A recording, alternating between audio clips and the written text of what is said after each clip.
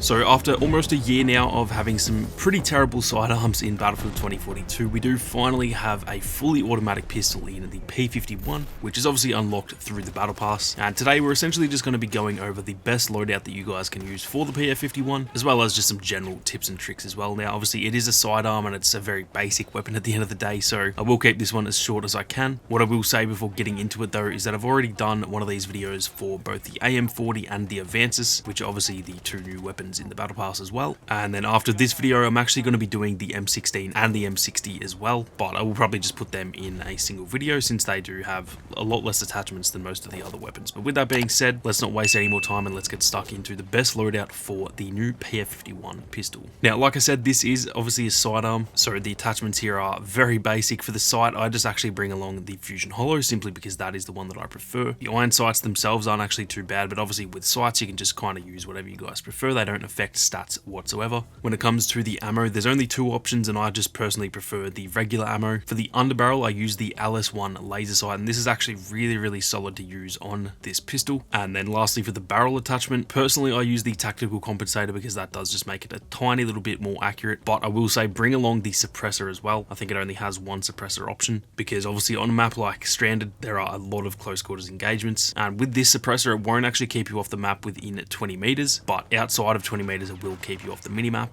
and that is obviously very important for staying sort of stealthy in a very close quarters situation. So that right there is the loadout that I run. Like I said, it is pretty basic. There's not all that many attachments to unlock for the PF51, but hopefully that does help you guys out anyway. Now moving on to just some general tips and tricks. Obviously this is a decent pistol to run with essentially any weapon in the game, and to be completely honest, for me anyway, it replaces every other pistol in the game. I'm probably never going to use any of the other pistols simply because this one is just by far the best. But although it is really good to run with any weapon in the game, I will say it's even better to run alongside a sniper. For me personally, I love sniping in Battlefield. I think the SWS-10 is probably my top 3 most used weapon, and obviously with the sniper and with the previous pistols that we've got in the game, they are a little bit underwhelming for the most part. And if you get rushed by someone and you've got a sniper and a really shitty pistol, then generally you are going to be in a little bit of trouble. But now with this new PF51, you don't have to feel as, I guess, worried when you're using a sniper, because if someone does rush you and you can pull out this pistol, you can actually really handle yourself up close. So it is the perfect companion weapon to run with a sniper, or even like a DMR or something like that.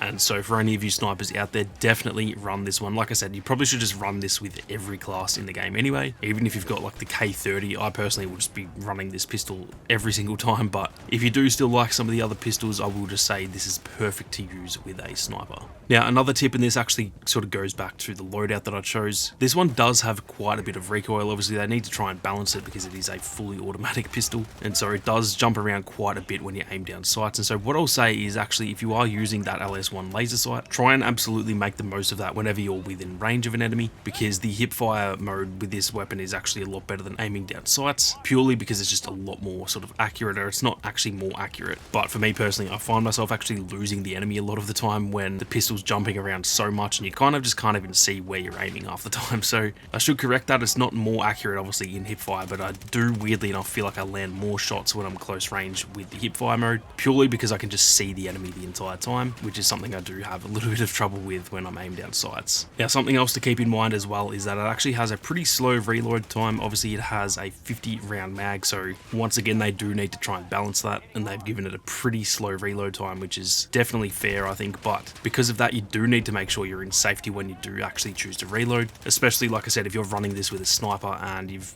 wasted all those 50 bullets, you've got a couple of kills, but there's someone else pushing you. With this kind of weapon, you probably want to actually just try and fall back while you are reloading it, or make sure you're safe when you do reload it, because if you kind of just sit where you are and someone knows that you're there, there's a good chance they're going to push you and you're probably going to be stuck in that reload animation. So obviously that kind of goes for every weapon in the game, but this one is just a little bit extra with that reload time, so be sure to keep that in mind. Now the last little tip that I've got is essentially just to try not to get sucked into thinking this is an SMG. Obviously it does feel like one a lot of the time. It has a 50 round mag, it's got a pretty fast rate of fire, but it is definitely weaker than every other SMG in the game, and so you can obviously run around and do pretty well with it, but if you do try and actually treat this weapon like an SMG, you are going to lose a hell of a lot of gunfights. So although obviously it is good fun to use a new weapon like the PF51 and run around sort of maining that, once you've had your fun with it in a few weeks or months from now, obviously you do want to treat it like it is a sidearm, because it is a sidearm, it's not an SMG. And if you try and main this weapon, look, you can do well with it, but